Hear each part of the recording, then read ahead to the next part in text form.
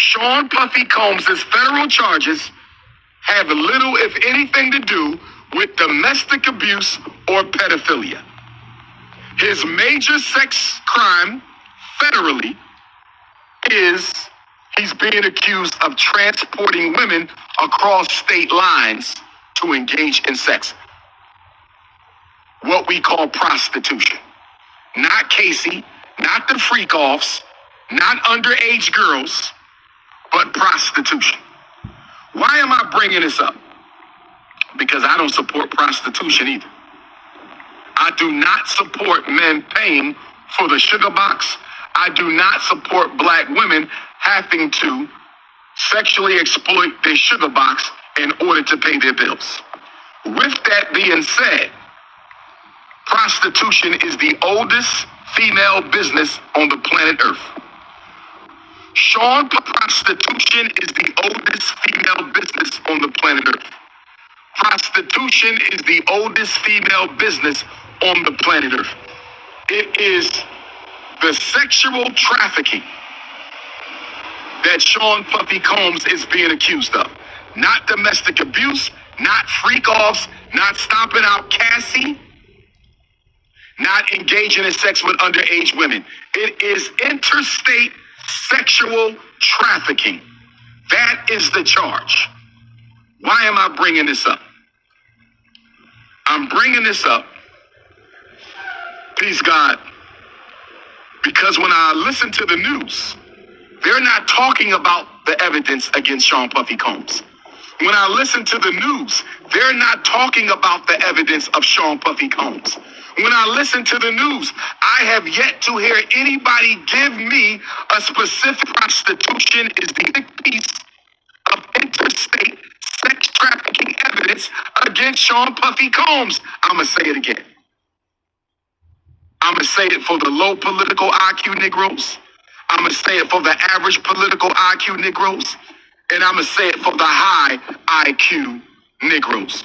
I haven't seen or heard a single piece of evidence against Sean Puffy Combs. I ain't read it in the New York Times. I ain't read it in the Philadelphia Inquirer. I ain't heard it on CNN. I ain't seen it on headline news. Where is the evidence that Sean Puffy Combs engaged in interstate sex trafficking? I keep hearing about Cassie when I turn on the news. Why are we hearing about Cassie when Cassie has nothing to do with the federal indictment? I don't think any black man should have a piece of interstate sex trafficking of 1,000 bottles of baby oil. I don't think any black man needs 1,000 bottles of baby oil. But I haven't seen anywhere in federal law where owning 1,000 bottles of baby oil is a federal crime. Brothers and sisters, are you with me so far? Brothers and sisters, are you with me so far? Do you understand, overstand, and understand what the most requested black scholar in the world is saying right now? Do you understand and overstand and understand what the most requested black scholar in the world is saying right now? Do you understand, overstand, and understand what the premier Pan-Africanist on the planet is saying to you right now? Baby oil is not a federal crime. Stomping out Cassie, he was not charged with a crime. The freak-offs are not crimes. So why do we keep hearing about 1,000 bottles of baby oil, Cassie? Why do we keep hearing about baby oil? Why do we keep hearing about freak-offs? Where are the federal charges and why are the charges being sealed? Why did the feds seal the charges against Sean Puffy Combs? I'm going to tell you one reason why the feds sealed the charges against Sean Puffy Combs.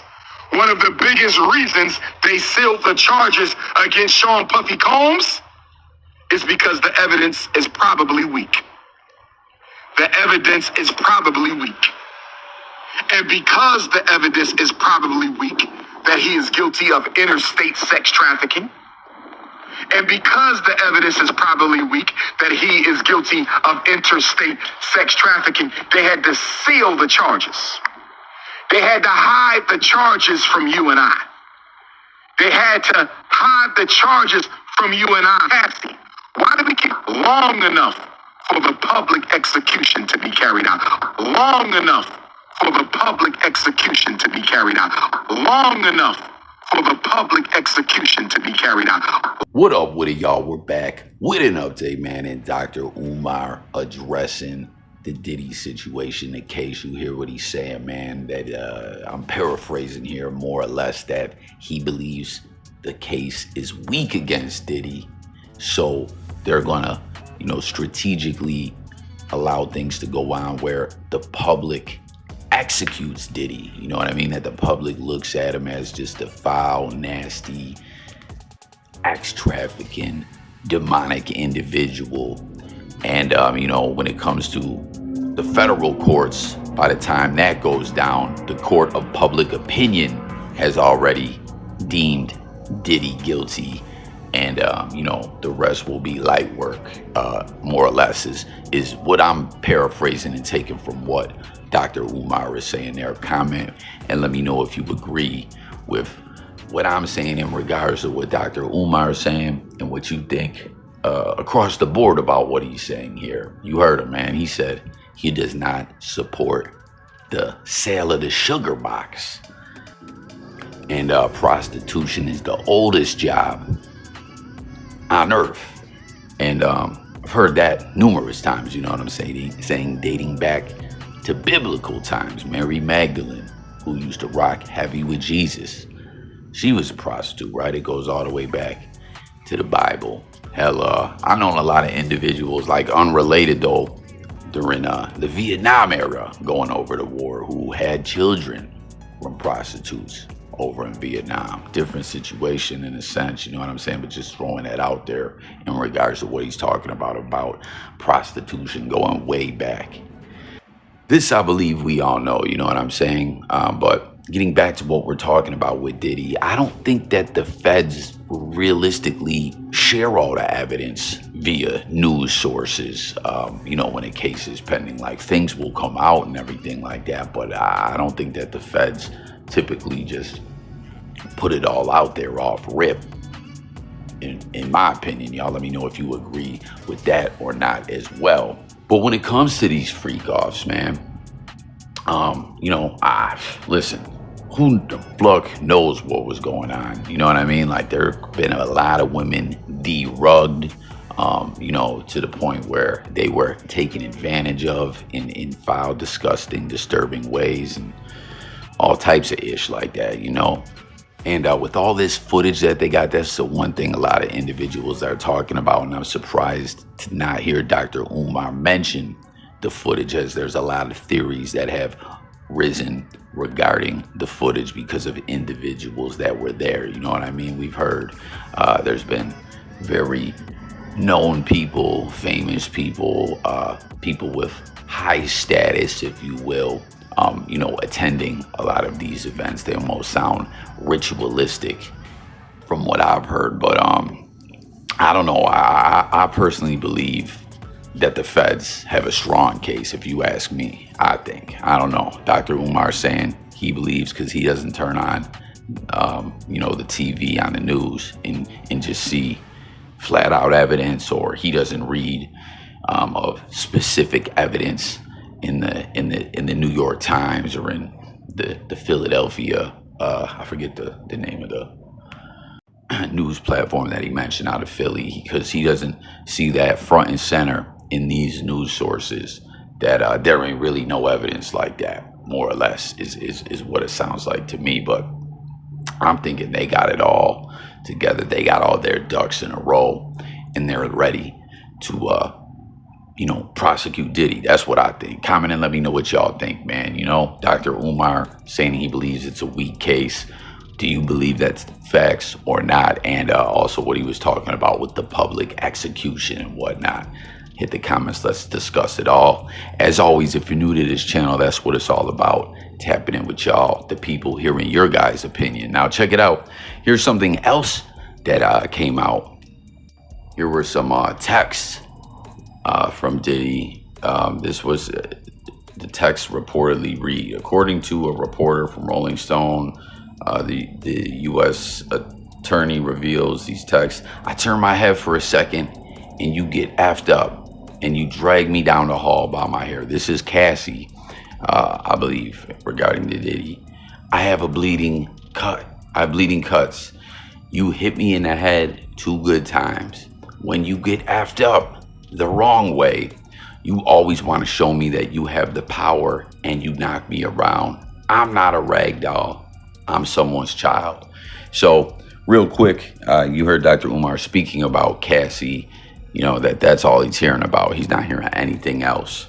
And I just want to point out too, you hear specifically mentioning D Ruggs. Okay. I think D Ruggs is a heavy component in a lot of these freak off parties. Like I was saying, man, getting women all D-rugged up and taking advantage of them.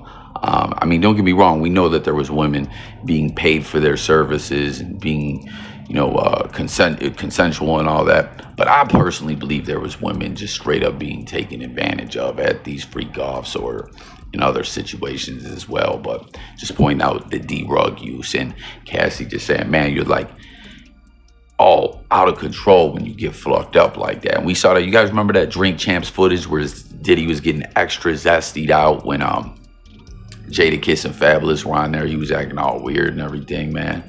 That man was up for 3-4 days on one. Then what's this one? 3 days after Cassie sued, another woman allegedly texted and said, I feel like I'm reading my own actual trauma.